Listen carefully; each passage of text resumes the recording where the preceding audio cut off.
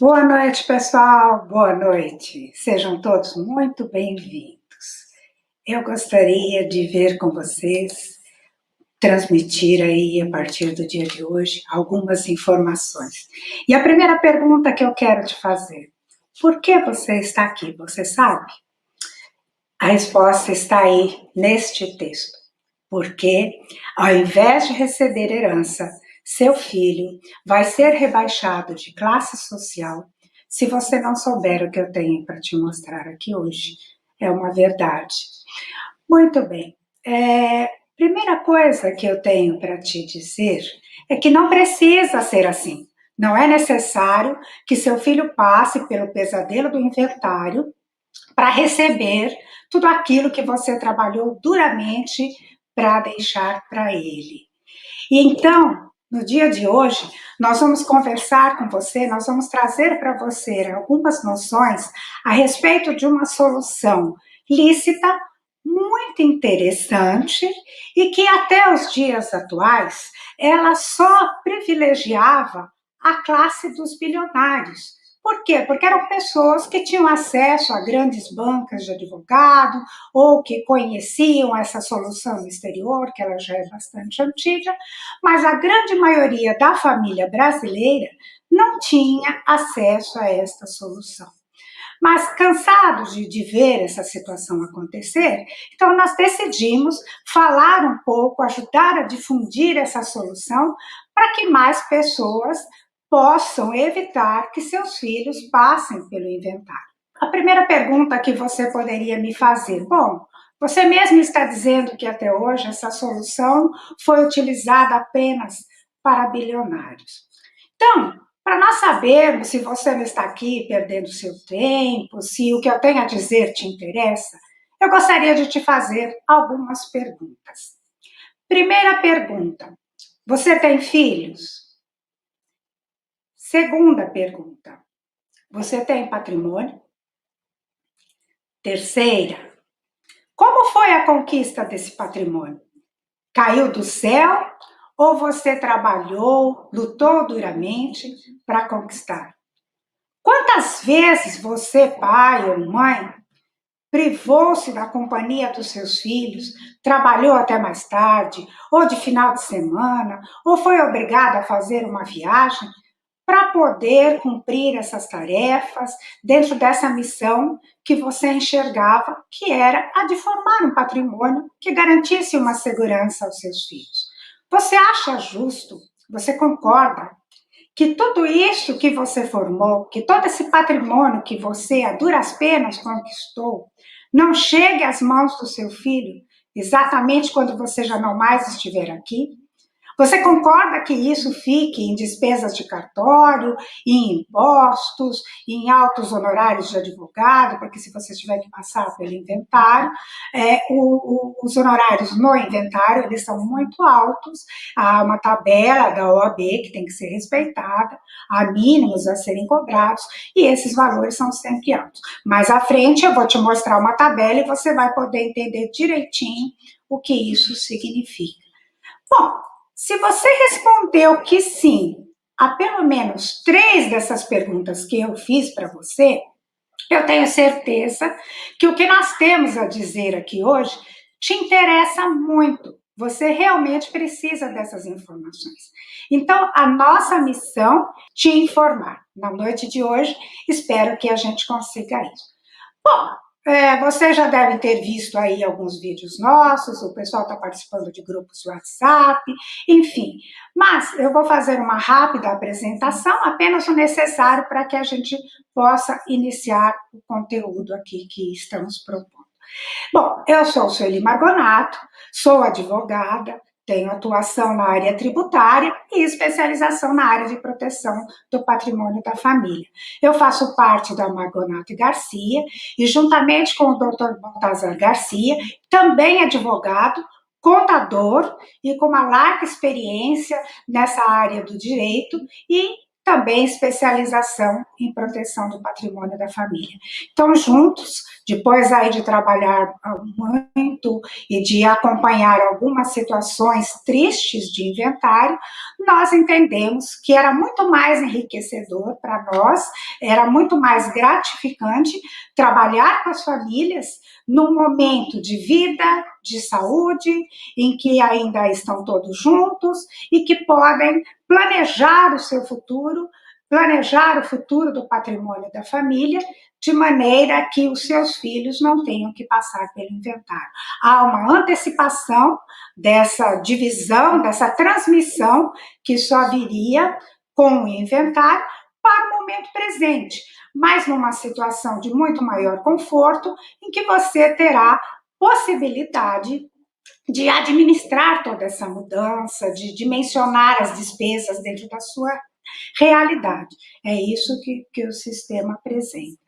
Ao longo dos anos em que temos trabalhado, e mesmo nas nossas vidas pessoais, tenho certeza que você aí já se deparou com várias realidades tristes, envolvendo a perda de um patriarca, de uma matriarca, que era a provedora da família, e de repente as pessoas, né, que os herdeiros, filhos, ficam perdidos e não sabem que rumo tomar. E nós vamos aqui relatar para você uma situação que aconteceu que nós não gostaríamos de ver acontecer. Nós temos aqui, então, essa família, que era o seu Júlio, a Rosana e o Rafael. Acontece que o Júlio e a Rosana vieram a faltar, como acontecerá com todos nós um dia. Este é um evento certo, não sabemos quando, não sabemos em que circunstâncias, se teremos tempo de nos organizar, mas o fato é que temos certeza que um dia não mais estaremos aqui. E aí, no caso do Júlio, da Rosana e do Rafael, num determinado momento, o Rafael se viu sozinho. E aí, como nada havia sido programado, o Rafael teve que passar pelo inventário.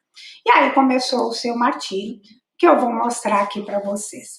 Bom, o pior drama do inventário, além da tristeza do momento, da urgência com que você é obrigado a tomar as providências, são os números que estão envolvidos. Então, aqui no caso dessa família, nós tínhamos a seguinte realidade, que é a realidade de muitas famílias brasileiras. A família tinha um imóvel com aproximadamente 20 anos, que havia sido adquirido pelo valor de R$250 mil. Ok, nos dias atuais, os valores de mercado desse imóvel giram em torno aí de R$1.150.000. Para fazer inventário, vocês acredito que saibam disso, o valor considerado para calcular despesas, postos, honorários, é o valor de mercado, portanto, seria esse R$1.150.000. Ok. Então, aqui começando com as primeiras despesas, que seria o imposto de transmissão, como alguns aí tragicamente chamam de imposto da morte. No Brasil, ele ainda é considerado baixo e tem alíquotas mínimas de 2 e máxima de 8, então foi feito o cálculo aqui utilizando um percentual de 7%, um percentual médio. Então, nós teríamos aqui um valor de R$80.500 de imposto de transmissão. Os honorários, como eu disse, é uma tabela que varia muito conforme os bens envolvidos, conforme se trate de um inventário extrajudicial, um inventário judicial, consciencioso ou não, de repente há litígio dentro da família, isso prolonga muito mais e encarece muito mais, não é? Então, aqui também se colocou um percentual médio de 7%, que daí o mesmo valor do imposto. Com cartórios, teríamos despesas estimadas de R$5.000, com certidões aproximadamente R$3.000, e registro de imóveis também em cartórios, R$7.000, totalizando R$170.000. Esse valor equivale a 15% do patrimônio. Faço um parênteses aqui. Para uma família que tem um único bem, com um valor estimado aí de R$1.000.000, R$1.100.000, você acha que o Rafael dispunha e tinha em caixa ali na hora R$176.000 para custear essas despesas? Pois é, não tinha mesmo.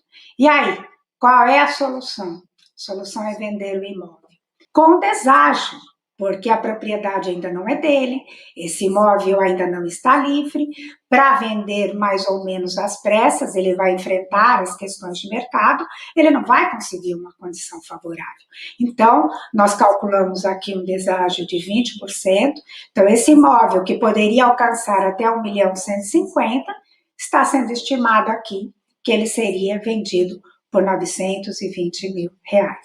Então, já há uma perda.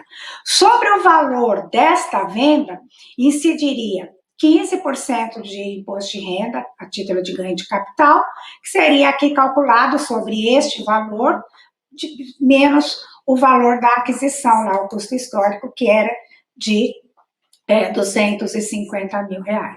Então, aqui, retomando as contas, como é que fica essa situação? Então, imposto de 80.000, já tinha mostrado, os honorários também, 80.500, cartório R$ 5.000, certidões R$ 3.000, registro de imóveis 7.000 e o imposto de renda sobre o ganho de capital, então, que daria aí um total de despesas, né, o imposto sobre o ganho de capital seria de R$ 100.500 e totalizaria aí R$ 276.500. Ok? O valor da venda, vocês se recordam, foi de 920.000. Então, há um saldo final aqui de 643.500. Ou seja, há uma perda patrimonial da ordem de 44%. É muito significativa, é quase a metade do patrimônio. O que vai acontecer é que a pessoa que estava habituada a morar naquele imóvel, que atingiria um valor de mercado de 1.150.000, o que sobrou para ela hoje não seria suficiente para que ela residisse no mesmo bairro. Então, ela necessariamente, se dependesse apenas, né, desse bem, desse patrimônio, se morava com os pais, algo assim, ela já sofrerá um rebaixamento, porque ela será obrigada a procurar um imóvel por um valor quase metade do valor, certamente isso se daria num outro bairro. Então, vejam que essas contas demonstram quão caro é o inventário, é assustador. Muito bem. Agora, o que nós temos a dizer para você é o seguinte: a regra é que quem tem filhos e tem bens, quando morre, tem que passar pelo inventário, se nada fizer. Agora, a boa notícia é que nós temos como evitar que seus filhos sejam enquadrados nessa regra. Você pode buscar uma outra solução para fugir dessa regra. Tem como evitar o inventário, tá certo? E como é que se faz isso? A primeira coisa, realizando uma mudança de paradigma na sua vida. Nós estamos enfrentando tempos difíceis, nós estamos vivendo uma pandemia. Hoje aqui nós poderíamos estar num auditório, numa palestra, numa faculdade, e no entanto estamos aqui desenvolvendo novas formas de comunicação, novas maneiras de contato, de difusão do conhecimento, e essa é uma mudança de paradigma. Então, assim como essa mudança na forma de nos comunicarmos, também na maneira de lidarmos com a nossa realidade patrimonial, é preciso afastar alguns preconceitos e adotar essa mudança de paradigma. Porque o fato é este: quem não tem vida eterna não tem que ter bens. Como que se faz isso?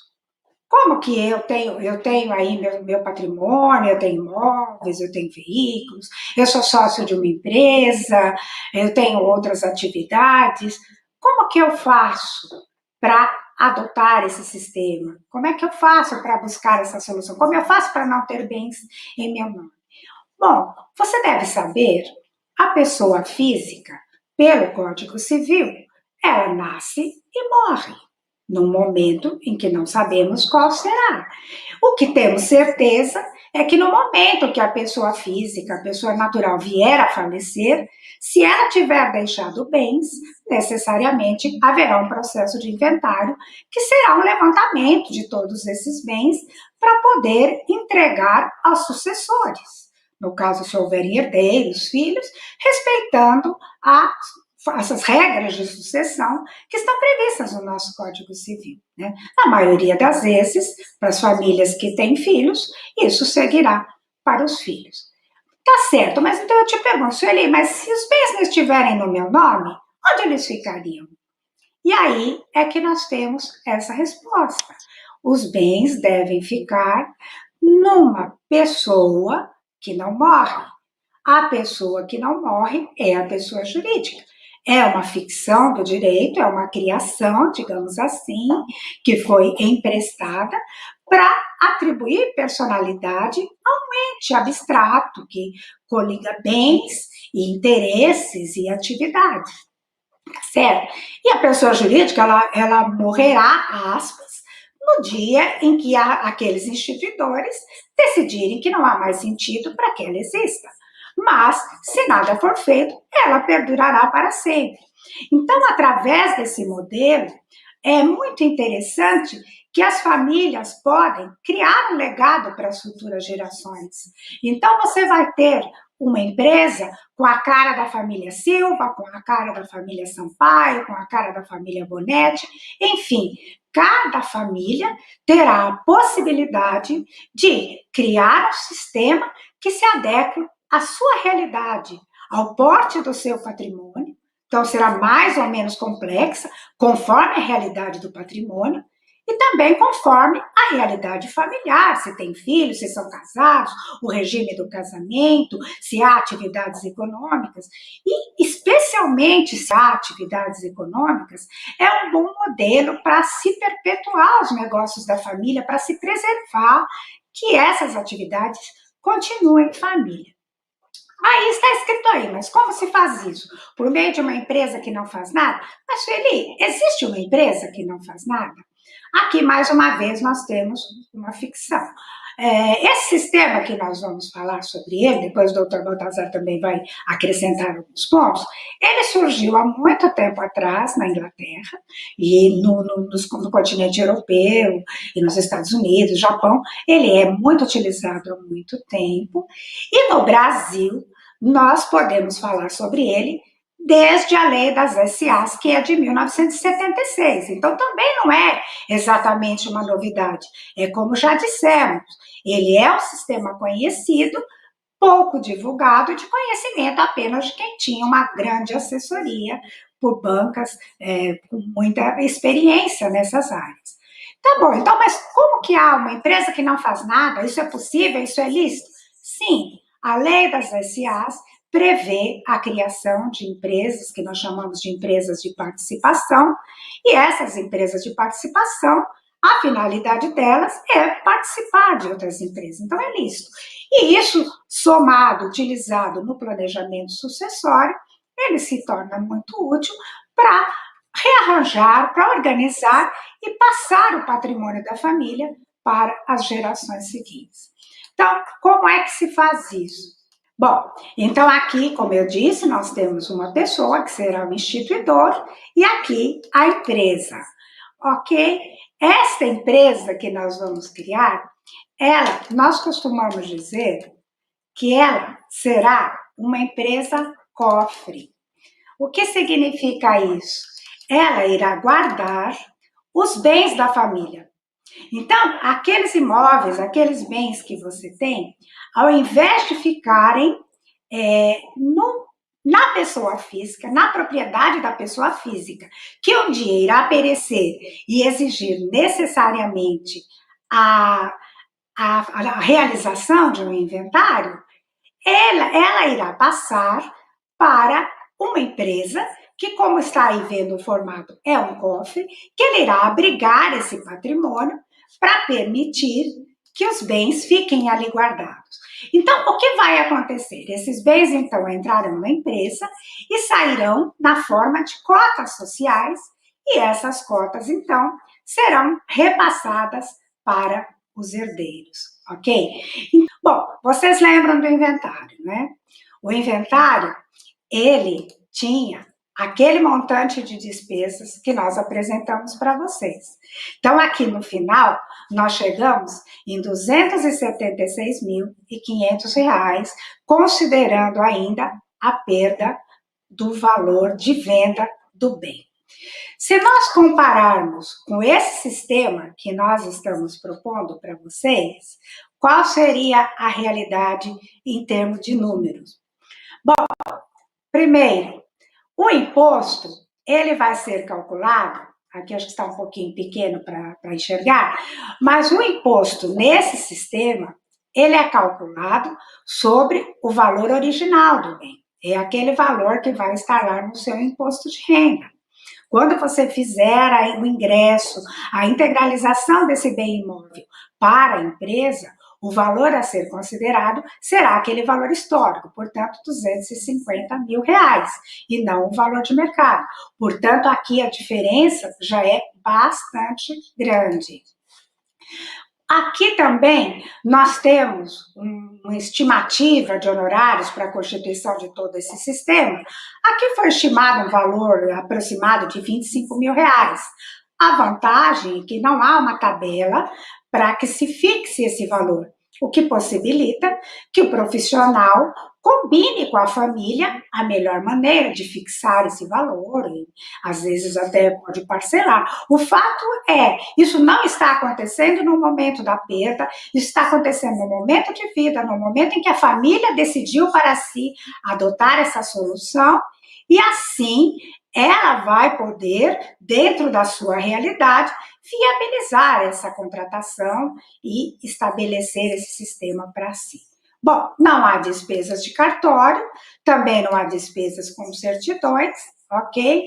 E aqui o registro de imóveis, sim, nós teremos que fazer uma transmissão, tá? Também não tem ganho de capital, então nós temos aqui uma despesa que, se formos comparar, olha, de R$45.500 contra R$276.500. Bom, a diferença financeira é muito significativa. Vejam que ela é muito grande. Agora, eu falei aqui em números, porque desde o início estamos chamando a atenção dos senhores, de você que está aqui nos assistindo, que o ganho financeiro é muito grande. Mas aí você me perguntaria, mas esta é a única vantagem desse tema? Não, não é a única vantagem. Mais adiante, nós falaremos das outras possibilidades de soluções, principalmente adotadas para sucessão patrimonial, e você vai poder ver uma comparação. Mas o que eu te adianto? Do ponto de vista de autonomia do instituidor, eu vou me despojar de tudo isso já de imediato? Não, não é assim que funciona. Através desse sistema, quando há a instituição desse sistema, através do contrato social dessas empresas ou empresas que serão montadas, através do acordo de sócios, cada família poderá estabelecer cláusulas de comum acordo para disciplinar quem irá administrar essa empresa, esse conjunto de patrimônio que está ali reunido, como se dará a sucessão no futuro, tudo pode ser fixado. Além disso, por empréstimo da lei das SAs, são utilizadas muitas cláusulas de proteção do instituidor, como, por exemplo, a cláusula de incomunicabilidade. O que significa isso? Numa família que tem 2, 3 filhos, às vezes filhos casados, filhos que ainda poderão se casar em algum momento, e tem uma preocupação de que o patrimônio possa sair da família. Então, através da instituição de uma cláusula de incomunicabilidade, você consegue impedir que uma pessoa alheia aos seus laços familiares, ainda que seja um genro, uma nora, mas essas pessoas que ingressarem na família, esses bens não se comunicarão com essas pessoas. É possível que se preveja isso. Uma outra vantagem, há uma cláusula protetiva que é a de administração permanente. O instituidor da holding, desse sistema, ele irá, por isso que usamos até aquela expressão do cofre, a imagem do cofre, é como se nós puséssemos todo o patrimônio dentro de um cofre e o instituidor fecharia a porta e levaria consigo a chave. E essa chave ficará na sua posse até o dia da sua morte. Nós dizemos que esse é um sistema de gatilho, e esse gatilho só irá disparar e fazer com que toda a transmissão, com que a sucessão aconteça no dia em que os instituidores não mais estiverem aqui, ou seja, com o falecimento. Então, quando ocorrer o falecimento do instituidor, ao invés de abrir-se o inventário, o que vai acontecer é uma transmissão automática dos bens para os sucessores, tá certo? Bom, ainda há algumas cláusulas, uma que é bastante interessante, que costuma chamar bastante atenção, é a cláusula de arrependimento. Porque você pode ainda ser um pouco mais jovem e falar, eu vou fazer isso agora, e se amanhã eu me arrepender? Ou então, e se amanhã surgir a necessidade de readequar essa distribuição? É muito comum acontecer nas famílias, às vezes surgir um novo herdeiro e precisar reacomodar essa situação. Como é que se faz? Existe a possibilidade de uma cláusula, através de uma cláusula de arrependimento, que tudo seja desfeito. E aí, para reenquadrar, para redistribuir essas cotas para esse novo herdeiro, se for o caso. Enfim, por exemplo, num sistema de doação, se você fizer a doação em vida, com usufruto, que nós falaremos lá na frente, você já se despoja de imediato dos seus bens. O que vai acontecer, que numa situação como essa, em que não há cláusula de incomunicabilidade, imagine que você queira vender um bem desses que integra a esse sistema, você ficará dependente da concordância desse terceiro, um genro, uma nora. E aí, muitas vezes, nós já vimos situações concretas com isso acontecendo, você pode vir a perder um negócio muito interessante, porque, de repente, um filho está no processo de divórcio, uma situação em que o cônjuge não quer colaborar, ou vai se aproveitar da necessidade da sua anuência para dificultar, para ter uma participação maior. Então, tudo isso nesse sistema é evitado, ok? Bom, apenas algumas notas, só para dar uma ideia, mas então, em termos de diferença financeira, ela é muito significativa, ok? E aí, nós temos uma economia, comparado com o inventário, de 84%. E ainda, relevante dizer que a principal diferença, o imóvel continuou com o valor de mercado de 1.150.000. Não houve nenhuma perda patrimonial, porque não foi necessário vender. Bom, dito tudo isso, você pode estar me perguntando, deixei até escapar aqui, né? Mas do que nós estamos falando? Bom, meus amigos, nós estamos falando do sistema de holding familiar. É um sistema, como eu disse, bastante conhecido dos bilionários e pouco conhecido da classe média brasileira, das famílias brasileiras. E para dar mais detalhes sobre esse sistema, eu vou agora adicionar a transmissão do Dr. Baltazar e ele vai conversar um pouco com vocês a respeito desse sistema. No final, eu retorno com uma palavrinha a mais. Até daqui a pouco. Dr. Baltazar. Boa noite a todos. Pelo jeito aí, a doutora Sueli já deu uma boa noção aí do que se trata, de que sistema a gente está falando, né? Ela deu até os contornos da cláusula e já adiantou bastante coisa aí para a gente, né? Então, o sistema hold, né? Eu vou pedir aqui para compartilhar a tela. Hold familiar é um sistema. Esse sistema pode agregar um CNPJ, mais de um CNPJ, vários CNPJ. O importante é que ele vai organizar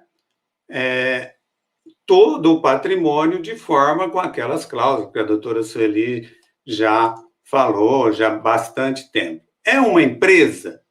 Se vocês procurarem aí na internet e digitar hold, vocês vão encontrar uma resposta que é uma empresa que tem por objeto participar de outras empresas.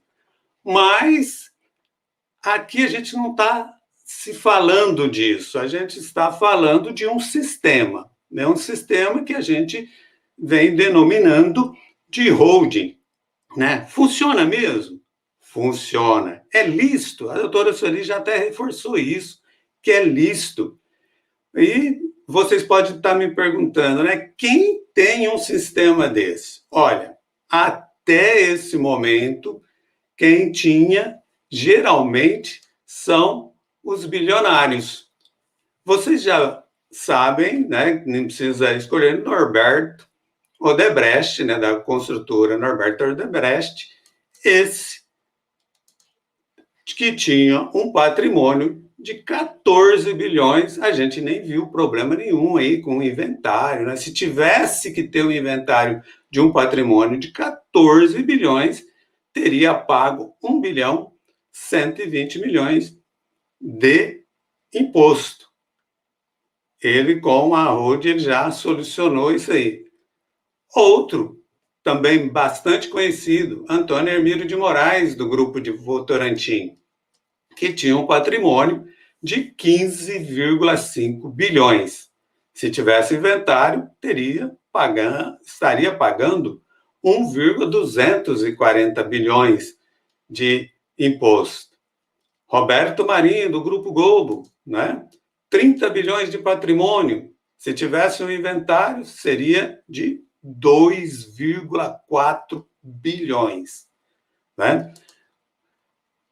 Outros mais aí conhecidos, Roberto Civita, Mozo Safra, do Banco Safra, do grupo, aqui o Roberto Civita, do Grupo Abril, Samuel Klein, das Casas Bahia, Edmond Safra, do Banco Safra, né, que era José de Alencar, da Coteminas, né, e, por último, a dona Dirce Navarro de Camargo, da Camargo Correia, né.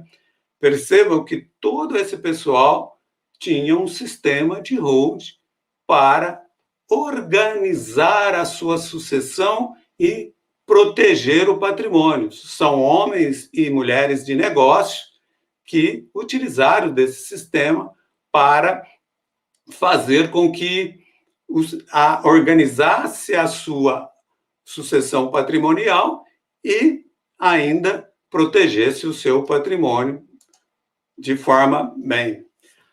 Feito isso, hoje, depois dessas explicações, a gente pode ainda ter 3 grupos de pessoas diante de nós. Os que ignoram o sistema, né?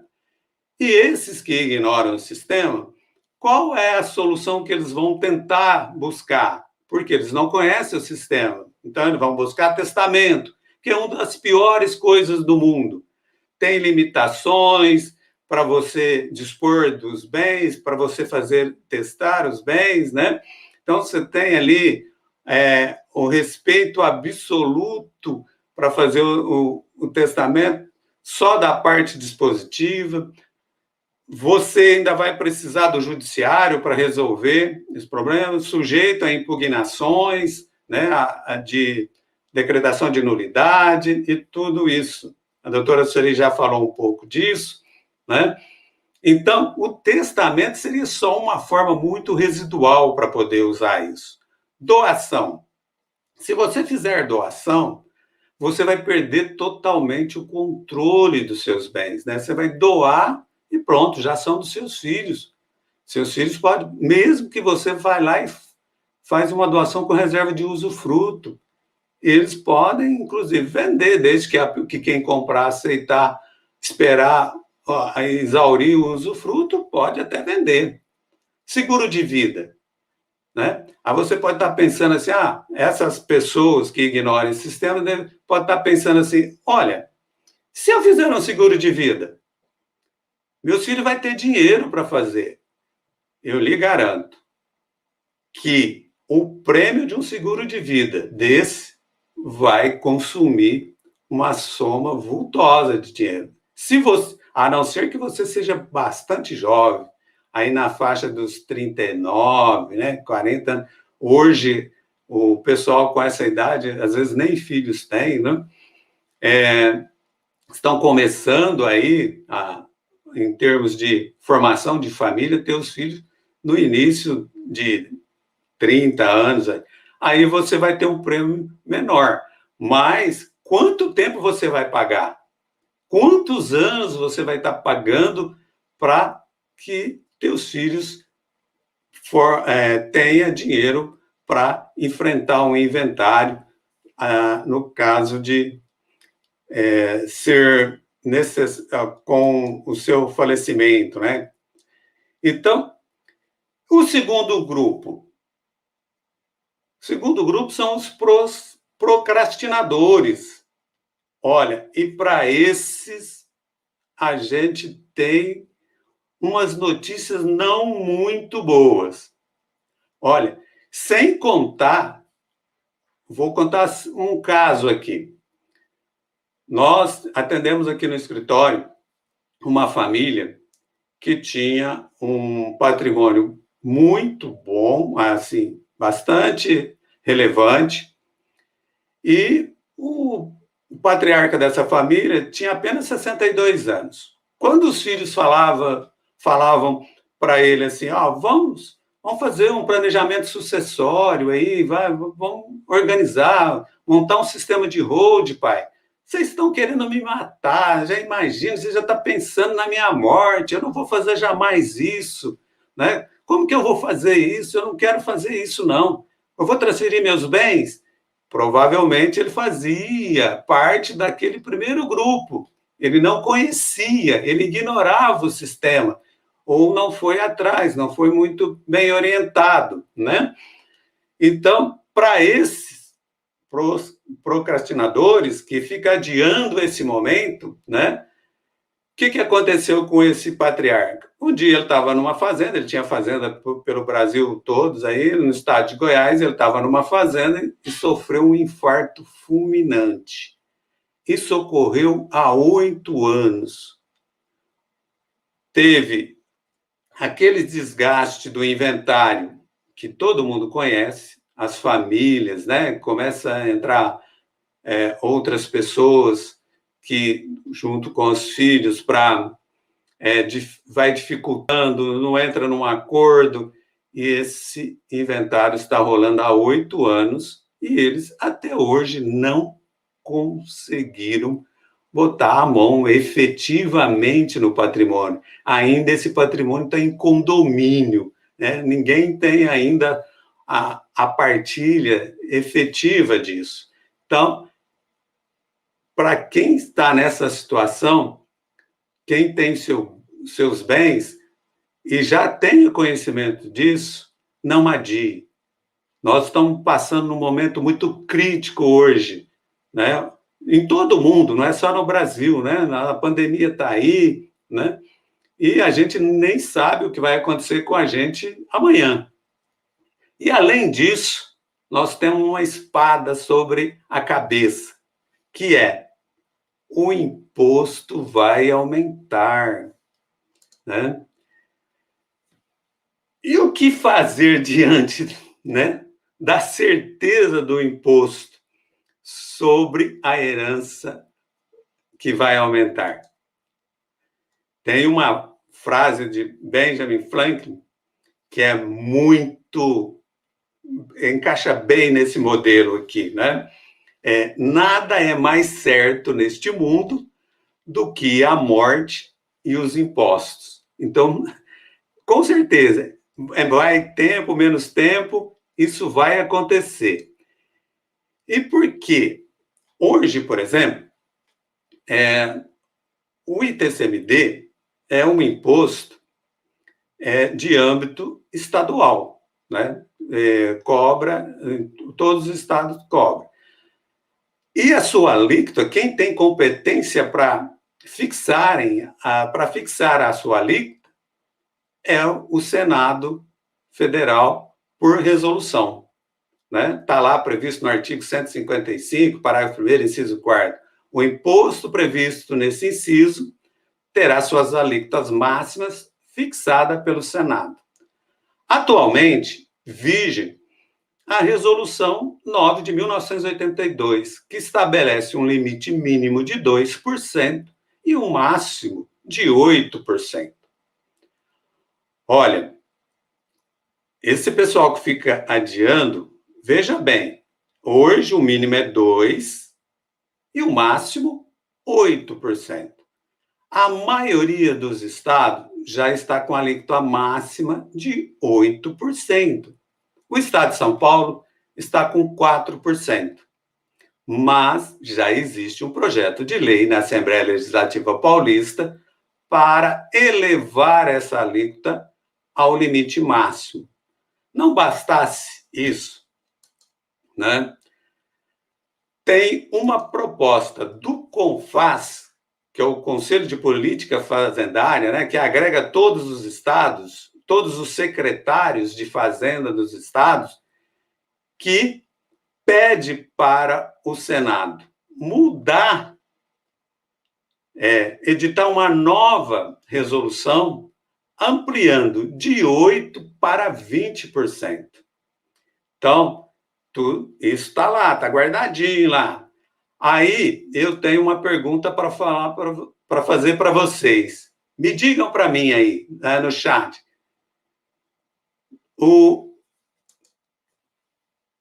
Quem os senadores representam, né?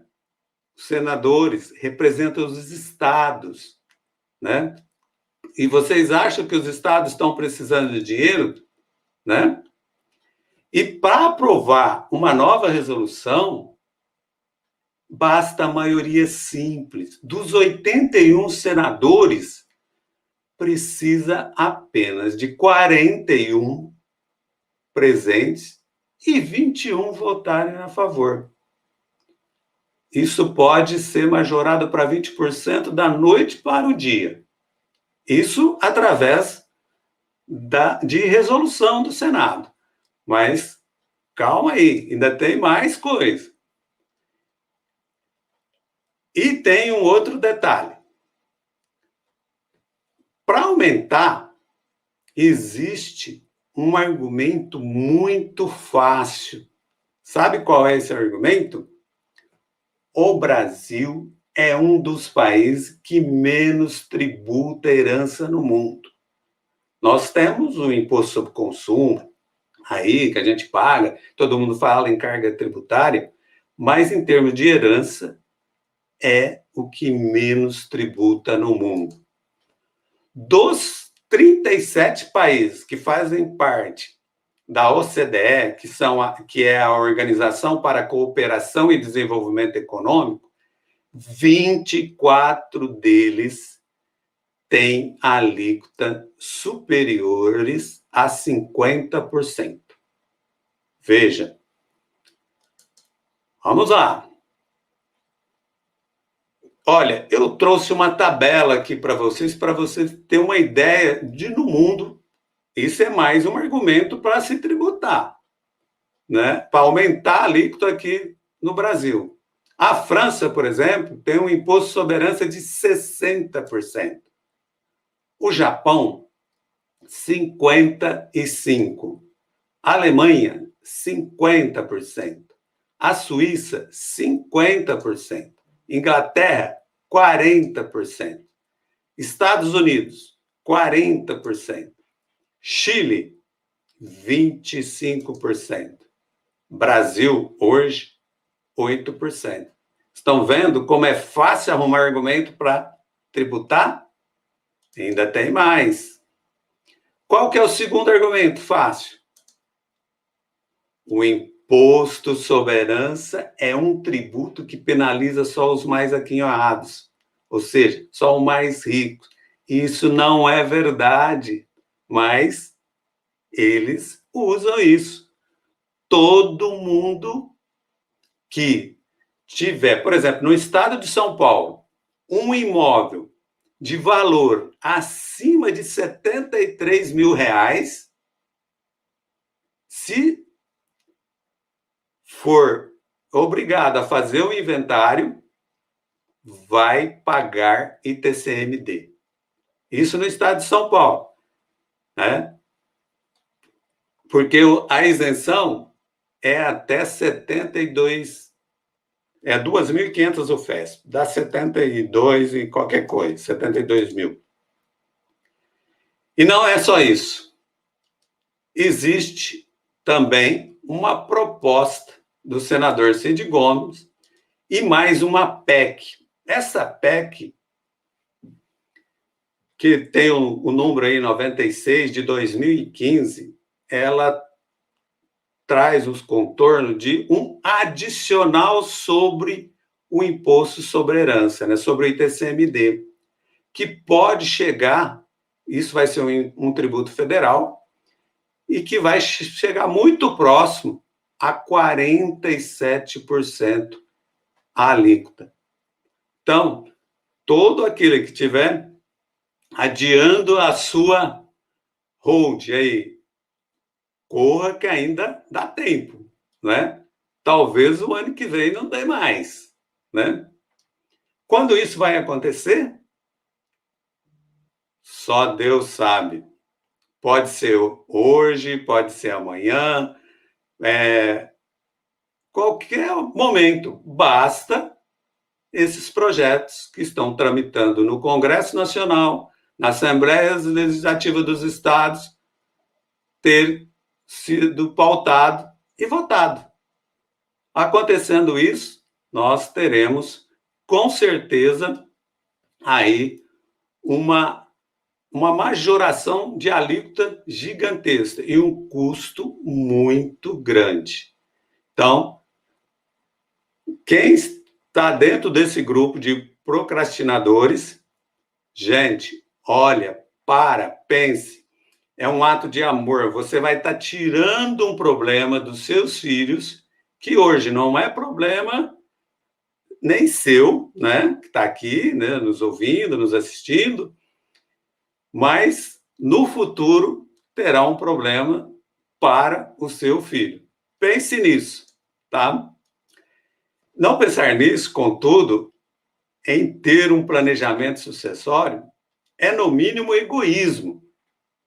Olha, se todas as gerações pensassem assim, fazendo um planejamento sucessório, menos trabalhos e muitas vezes disputas judiciais intermináveis seriam evitadas. Essa é uma constatação aqui, esses são os dizeres, né, de vários doutrinadores aí, especialmente esse trecho aqui é de Fernando Mauro Barruet e Paulo Salvador Ribeiro Perrotti e Walter Lane.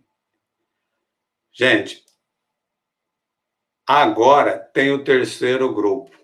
Eu vou pedir para a doutora Sueli voltar a falar para vocês sobre esse terceiro grupo, que é o que a gente denominou de resolvedores.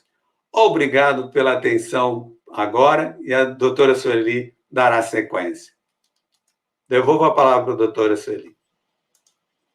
Obrigada, doutor Baltazar, aí, por nos brindar com essas palavras. Vamos dar continuidade. Bom, o doutor Baltazar já me deixou aqui o gancho a respeito do terceiro grupo, né, que nós chamamos. Então, lembre-se, nós dizemos, então, que hoje as pessoas poderiam estar incluídas aí entre aquelas que desconhecem essa solução e, portanto, não tem culpa, não chegou essa informação até elas agora, por isso que estamos aqui nos empenhando, todo esse time que nós temos pelo Brasil inteiro, para levar essa informação. E o doutor Baltazar também falou de um segundo grupo, que é daquelas pessoas que já teve contato com essa solução, mas ainda não se decidiu, mas ainda não tem certeza de que esta solução é a melhor. Eu vejo aqui pelo chat, estou vendo aqui a participação do pessoal, a Isa, por exemplo, ela está afirmando que a doação com usufruto ainda é a melhor forma. O Roberto está dizendo que é difícil trabalhar uma vida inteira, você entendeu bem a mensagem, né, Roberto? Trabalhar uma vida inteira para se desfazer desse patrimônio para pagar um imposto de transmissão, né? Consumir grande parte dos seus bens no imposto de transmissão. Então, assim, nós vemos que algumas informações, apesar de parecerem óbvias para algumas pessoas, elas ainda soam como novidade para outras. Quando a gente expõe esse tema para as famílias, é que nós como estamos acostumados aqui com o nosso dia a dia, né, o juridiquês que é tão chato e que a gente tem que ficar se contendo aqui para não empurrar para vocês, para usar uma linguagem mais clara, é uma dificuldade tão grande que o advogado tem, né, de falar de uma forma que o cliente entenda, que não soe desagradável, modorrenta, mas estamos nos esforçando. Mas então eu vejo que apesar desse esforço para levar essa informação, o peso da tradição ainda é muito forte. Então, as pessoas ainda são muito apegadas às antigas soluções, como eu falei. Então, o testamento, a doação com reserva de usufruto, e não enxergam as desvantagens desses sistemas. Então, veja, o testamento necessariamente vai conduzir, ele não deixa de existir o inventário e ainda acarreta o inventário judicial, que pode ser muito mais moroso. O testamento, como ele costuma ser usado para favorecer alguma situação e que às vezes a pessoa não queria, que é muito comum no caso de um herdeiro, quando se quer favorecer um colaborador, enfim, que sabe que a família iria apresentar oposição, ele prefere deixar para que isso aconteça quando ele já não estiver mais aqui. Mas aí ele vai estar deixando um problemão para o futuro, porque vai haver contestação, o inventário será muito mais caro, muito mais demorado, ou seja, o seu filho vai demorar muito mais para receber o que seria dele por direito. E na doação com usufruto, Isa, apesar de você considerar uma boa solução, ela pode ser uma boa solução em alguns casos, mas como regra, e se comparado com o modelo de uma organização por um sistema de holding, você vai ver que a economia financeira e tributária é muito grande por esse sistema e ainda mais no sistema de doação. Lembre-se, você estará abrindo mão dos seus bens no dia em que você assina a doação. Se amanhã você se arrepender, não tem retorno. Você não poderá dispor dos seus bens, você perde a propriedade. No sistema que nós estamos dizendo, você fica com a chave do cofre. Você só vai passar a chave do cofre no dia em que não estiver mais aqui. Então, você continua dono do seu patrimônio. Você já antecipou para os seus filhos a partilha, mas só passará efetivamente para eles quando você não estiver mais aqui. Isso é uma grande vantagem, uma grande segurança para o instituidor, não é mesmo? Então, haveria muito ainda que se dizer, mas o espaço nosso é relativamente curto. E o que nós gostaríamos de dizer aqui, então, para finalizar, né, para irmos caminhando aqui para as conclusões, é o seguinte: bom, doutora Sueli, eu hoje já conheço a situação, então não estou mais nesse grupo que desconhece a situação. Mas ainda estou um pouco em dúvida, não sei se essa situação se adequa bem ao meu caso, e também teríamos aquelas pessoas que chegariam para mim, Sueli, olha, estou convencida, isso é para mim, amo a minha família, quero que meus filhos tenham uma situação de conforto quando eu não estiver aqui, não trabalhei a minha vida inteira para deixar tudo isso aí para o Estado, ou em impostos, ou em despesas de cartório, de advogado, etc. Eu quero resolver essa situação agora. Estou convencida de que isso é para mim. E o que eu devo fazer? Como é que se instala um sistema desse? Que providência eu tenho que tomar? Eu não posso simplesmente ir embora agora e não falar sobre isso com vocês. Só que tem um detalhe: vocês devem saber, os profissionais da advocacia têm uma grave contenção com relação à publicidade. Nós estamos sujeitos a regras muito rígidas pelo Código de Ética da OAB. Então, por isso que nós insistimos muito que toda a nossa missão aqui é informar, é trazer mais pessoas para conhecer o sistema e, por via de consequência, quanto mais pessoas tiverem conhecimento dessa informação, terão isso como uma alternativa e irão procurar profissionais que trabalhem com essa realidade. Mas hoje aqui, a nossa missão é essa, te informar. Ah, mas eu gostaria de fazer, eu gostaria de falar com a senhora, ou com o doutor Baltazar, ou então, como eu devo proceder? Bem, aqui hoje, através dessa palestra, o máximo que eu consigo fazer é oferecer para você uma janela de oportunidade, que é a seguinte: quem nos acompanhou, quem ficou aqui até agora, vai encontrar um link, e nesse link há um formuláriozinho para ser preenchido e para que se solicite uma sessão de viabilidade. O que é a sessão de viabilidade? Bom, eu estava dizendo, como é que esse sistema é montado? Bom, ele tem início com uma sessão de viabilidade. O que é essa sessão de viabilidade? É um momento em que você será ouvido, em que você trará a sua realidade para o profissional, aqui para a Sueli, para o Baltazar. Olha, eu tenho esses bens, a minha família é assim, é assado, eu tenho negócios, eu tenho atividades econômicas, o meu patrimônio é composto disso ou daquilo, eu tenho imóvel rural, eu tenho imóvel urbano, tenho esses problemas. A senhora acha que essa solução é para mim? Então, numa sessão de viabilidade, haveria esse primeiro contato, você tem ouvido bastante, você tem sido pulverizado com informação, com vídeos, tá? Então, você está se inteirando dessa realidade, e aí a sessão de viabilidade é esse momento em que você será ouvido. Você poderá falar das suas dúvidas, das suas dores, daquilo que está te incomodando, daquilo que está te preocupando, para entender, então, se esse sistema pode ou não ser adequado para você. Então, o que nós estamos fazendo aqui hoje, essa sessão de viabilidade no nosso escritório, ela tem um custo. E hoje, aqui, nós estamos disponibilizando o que nós denominamos de uma sessão de viabilidade expressa. Quem se inscrever e solicitar essa sessão de viabilidade será contactado por um profissional aqui do escritório para poder ter uma conversa com você, totalmente gratuita, essa sessão não será cobrada, e é uma sessão denominada expressa, serão 25 minutos, e essa oferta que nós estamos fazendo, ela vale apenas por 5 dias, nós não podemos manter isso aqui, então, por 5 dias, aquelas pessoas que tiverem interesse em ter essa conversa com a gente, ainda que de maneira rápida, para ter uma noção, isso é para mim, não é para mim, o que eu devo fazer, então, estamos aí com essa possibilidade. Eu indicaria essa possibilidade para vocês, não há nada a perder, acho bastante interessante que você se aproveite dela. Se fosse uma palestra presencial, seria como ali procurar a pessoa que está fazendo a exposição, para trocar umas ideias, para tirar alguma dúvida. Como é online, o caminho que nós encontramos é este. Aí você também poderia me dizer, Sueli, mas olha, eu já tenho visto muitos vídeos, há muito conteúdo, estou convencida de que essa é a melhor solução para minha família, para mim. E aí, eu gostaria de conversar mesmo já diretamente com um de vocês. Bom, se esse for o seu caso, nós então sugerimos que você também preencha esse formuláriozinho, que tem aí a oferta da sessão de viabilidade expressa, mas lá também há um espaço para que você solicite um agendamento, uma sessão de viabilidade completa conosco. E aí, como eu disse, no nosso escritório, essa sessão de viabilidade, ela tem um custo de R$1.000.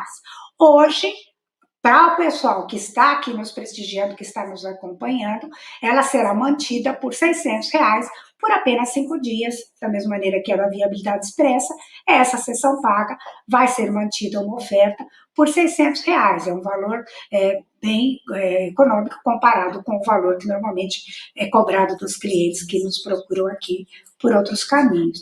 Então, eu recomendo grandemente que vocês continuem buscando informações, aqueles que já estão seguros, que querem nos procurar, estamos aqui à disposição, aqueles que ainda não se convenceram dessa situação, eu sugiro que vejam os vídeos que estão aí postados no nosso espaço Herança Feliz. Nós temos postado com regularidade alguns vídeos falando de cada um desses temas para ir tirando todas essas dúvidas.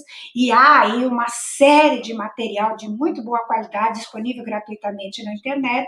E eu sugiro que você se informe sobre essa solução e tenho certeza que é uma solução muito adequada para o planejamento do patrimônio da família, quando comparada com as outras soluções existentes. Por hoje é isso que tínhamos a transmitir para vocês. Nós agradecemos muito terem ficado conosco até agora, e esperamos que aqueles que ainda não estejam muito convencidos, muito decididos, possam, no momento futuro, numa outra possibilidade aí em que abrirmos, fizermos uma nova palestra, ou abrirmos novamente uma janela de oportunidades, quem sabe você estará conosco desta vez para fazer, sem dúvida alguma, a sua holding e buscar uma solução, esse ato de amor para a sua família. Eu vou encerrando e adiciono o Dr. Baltazar para que ele também diga algumas palavras finais. Boa noite, muito obrigada a todos. Oh, muito obrigado aí. Pessoal, só para comentar aqui um pouquinho, o Hugo Maia Ferreira, eu acho que eu sei quem é o Hugo Maia Ferreira. Muito obrigado pela sua presença aqui, Hugo. O casal que não tem filhos poderá constituir uma holding familiar em nome de irmãos e sobrinhos? Poderá.